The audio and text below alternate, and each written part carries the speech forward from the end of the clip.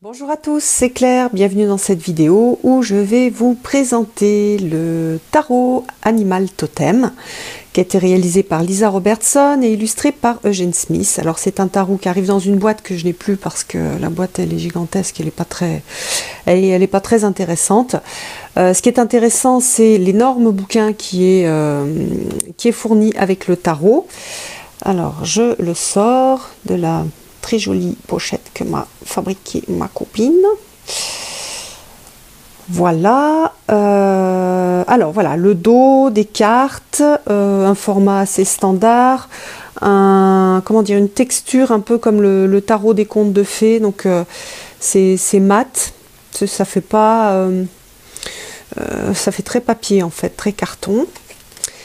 Et puis donc voilà, un livre super intéressant avec donc une introduction, des choses intéressantes sur la différenciation entre les animaux de pouvoir, les animaux guides, les totems, les archétypes. Donc voilà, comprendre le voyage qu'on va faire à travers l'utilisation du tarot. Et puis après donc on a la présentation des arcanes, hein, les arcanes majeurs, avec la représentation à chaque fois en noir et blanc de la carte, le nom de l'animal, un petit message de l'animal. Ça c'est super mignon, c'est très sympa.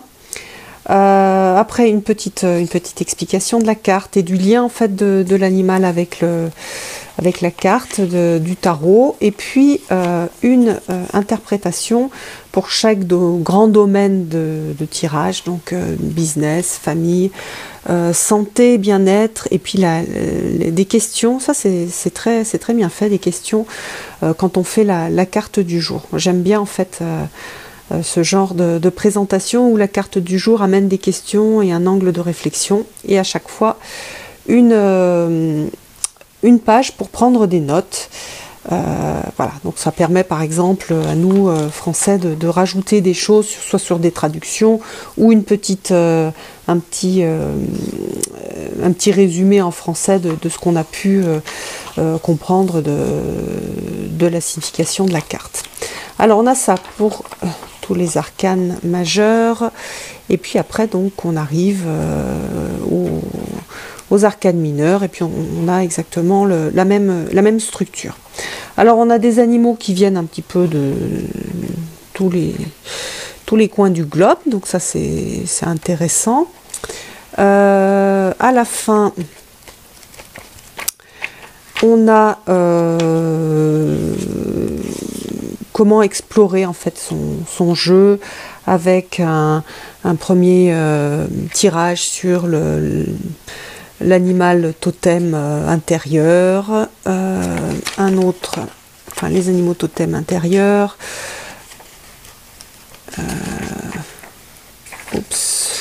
le 2 c'est plutôt un tirage sur les archétypes. On a aussi un tirage pour analyser une situation.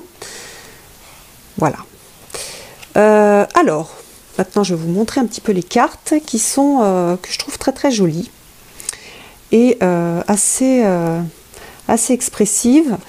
Après, sur certaines cartes, je me suis dit, oh tiens, c'est bizarre d'avoir choisi tel animal pour telle carte. Et en fait, lorsqu'on lit le petit livre, je trouve qu'il y a un lien qui est assez évident, mais qui n'était pas forcément au départ. Voilà, j'adore le fou. La petite sauterelle qui se lance un peu sans réfléchir, un peu n'importe où. Voilà, on a l'idée du saut, du bond, saut dans le vide. C'est bien expliqué dans le livre. Donc voilà, on a la tempérance avec un flamant rose, un pigeon. On retrouve sur pas mal de cartes, on retrouve un peu le Rider-Waite. Donc même si ce sont des animaux qui ne sont pas du tout stylisés comme dans l'Animal Wisdom, le tarot je crois qu'il s'appelle comme ça, on retrouve la scène en fait, là ouais, on retrouve les 4 bâtons, avec là l'idée de la maison et du nid. Voilà, et la reine de Pentacle, le roi d'épée, le 6 d'épée qui vole à travers les épées, l'as de Pentacle avec le, comment ça s'appelle, un bousier je crois, voilà la reine, 9 de Pentacle, doucement mais sûrement, l'ermite, voilà celle-ci elle m'avait posé elle m'a fait poser des questions celle-ci, mais bon ça se tient par rapport à l'explication, la force, le 7 de coupe, le 9 de bâton, voilà là on a aussi une scène, en fait il y a des choses qui se produisent, c'est pas juste l'animal qui est représenté, voilà le page, 8, hop, pendu, c'est une fourmi, voilà, on a même une huître, la roue de fortune avec, avec la coccinelle, c'est sympa, le 3 de bâton, le 2 de bâton, donc là c'est une raie, c'est lié à une expérience personnelle de l'auteur. Normalement, dans le 5 de Pentacle, on a quand même un petit peu d'espoir. Là, celui-là, il n'y a plus que les peaux de loup. Les loups, ils ne peuvent pas tellement se tourner vers la lumière. Voilà, ou vraiment vers la lumière divine. Mais la justice. 9 d'épée, roi d'épée. J'aime bien qu'il y ait des animaux aussi tout simples, comme ici les poules.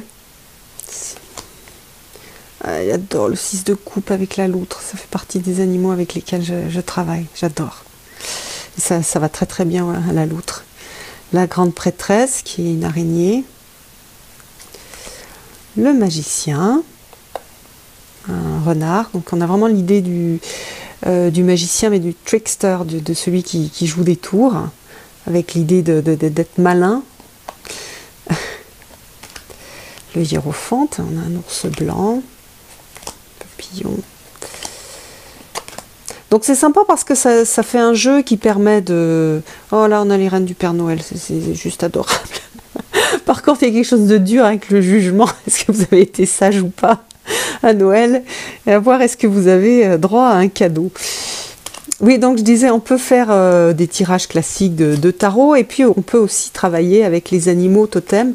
Donc ça fait un jeu polyvalent qui peut être utilisé donc soit en tarot, soit en oracle. Donc ça, c'est côté très sympa du jeu.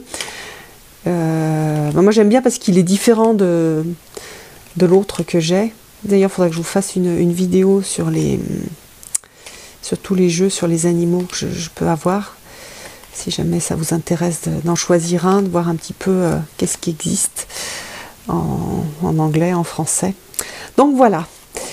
Donc en résumé, je trouve qu'il est très beau, il est très sympa, le livre est vachement bien fait, puis ça peut être un livre d'accompagnement, un livre de travail.